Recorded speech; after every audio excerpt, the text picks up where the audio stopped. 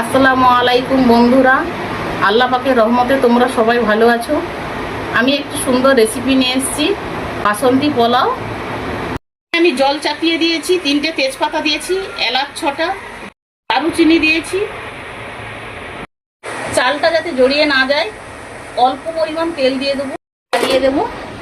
বাসমতি চাল নিয়েছিলাম 1.5 কিলো। চালটি আমি ধুয়ে সুন্দর করে ভিজিয়ে রেখে দেবো। কালার আসার জন্য 1 চামচ হলুদ গুঁড়ো দিয়ে দিয়েছি, চিনি দিয়ে দেবো, 1 চামচ লবণ দিয়ে দেবো। জলটা ফুটে গেছে, এবারে আমি চালগুলো দিয়ে দেবো। অল্প পরিমাণ কাজু আর কিচমিচি অ্যাড করে দেবো। মাংসের জন্য কড়াটা চাপিয়ে দিয়েছি, পরিমাণ মতো তেল দিয়ে দেব, ভেজে নেব।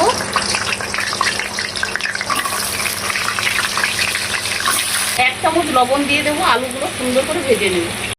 ভাজা হয়ে গেছে, তুলে নেব।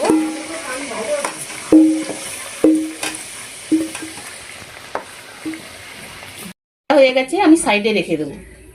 1.5 কিলো মাংস নিয়েছি, ক্যাপসিকাম নিয়েছি, এখানে টমেটো কুচি একটা নিয়েছি, আদা রসুন ধনে পাতা। আদা রসুনগুলো আমি ভালো করে পেস্ট করে নেব।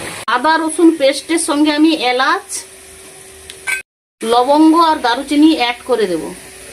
ভালো করে মিক্সড করে বেটে নেব। পেঁয়াজগুলো ভালো করে লাল লাল করে ভেজে নেব।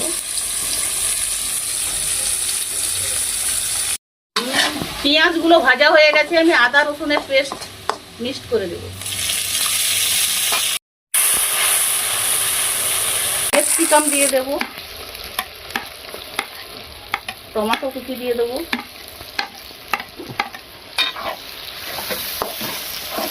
ভালো করে নাড়িয়ে চাড়িয়ে একটু ভাজা ভাজা করে নেবে। টেস্ট ভালো আসবে, কাঁচা গন্ধটা চলে যাবে। 1 চামচ লঙ্কা গুঁড়ো,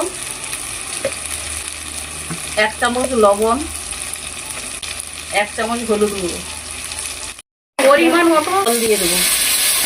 হয়ে গেছে, মশলা থেকে তেল ছেড়ে দিয়েছে। মাংসগুলো এবারে আমি তুলে দেবো।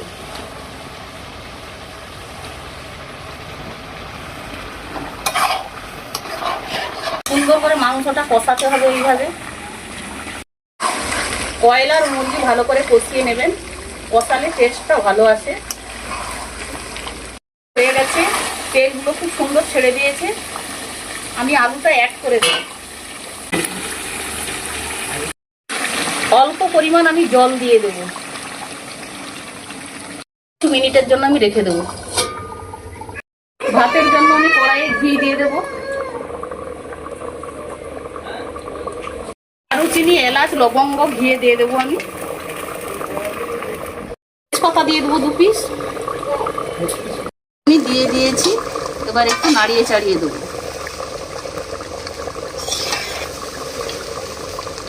খুব সুন্দর ভাতগুলো হয়েছে, আপনারা এইভাবে করবেন। বাসন্তী পোলাওটি আমার রেডি হয়ে গেছে।